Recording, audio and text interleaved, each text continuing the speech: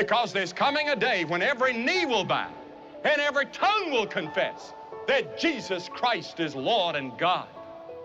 You may not bow your knee down here to it, but there's coming a day when you will bow your knee. You will be forced to bow your knee in that day when we shall all stand before him.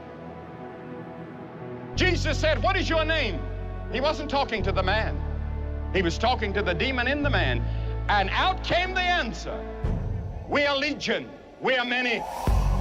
This man wasn't occupied by just one devil. He had many devils. It says about Mary Magdalene that she had 7 devils. Think of it, 7 demons possessing one person. Jesus, all of a sudden, commanded as he did the sea the night before. He said, "Come out of the man." Now, there were 3 things that this man had after he met Jesus. He had rest. Notice he was sitting. Jesus said, "Come unto me, all ye that labor and are heavy laden, and I'll give you rest." And how many of you are restless in your spirit tonight? Disturbed, confused, searching desperately for something that'll give you meaning in your life, and you haven't found it. Come to Jesus. He will give you the rest you've been searching for. And then notice he was clothed.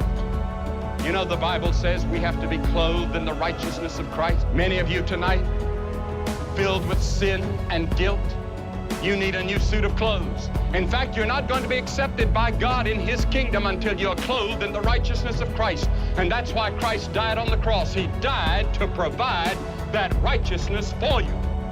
You know, one of the terrible features of the judgment at the end of the world is going to be that new demons are going to be let out of the bottomless pit.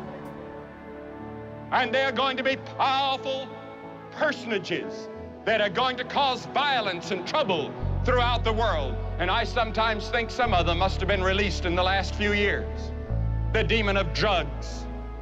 There's a relationship between sorcery and witchcraft and drugs, according to the Bible. The demon of alcoholism. 7 million chronic alcoholics in America, made invalids by alcohol. Sex obsession.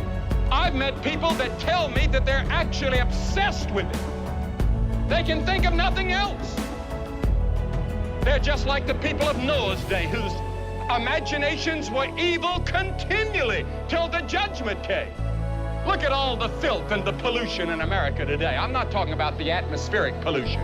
That's bad enough. I'm talking about the moral pollution. We have an unclean spirit that seems to have settled over America and over the world. It seems that people are sitting down and trying to think of new ways to do evil, new ways to violence, new ways to hate, new ways for sex perversion. An unclean spirit was in control of that man, and Jesus looked upon that unclean spirit as a supernatural power. And then notice he wore no clothes.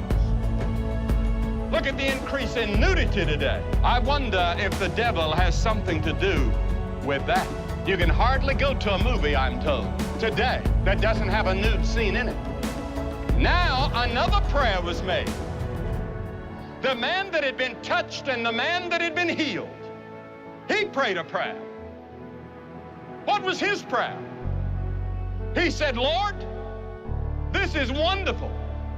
I've been changed, I've been transformed, I've been converted, I've been saved.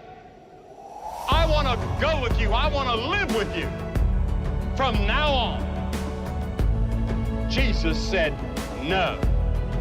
That's the prayer that Jesus refused to answer. He said, go back to your home. Go back to the same address. Go back to your village. Go back to your town. Go back to your school. Go back to your family and tell what great things God has done for you.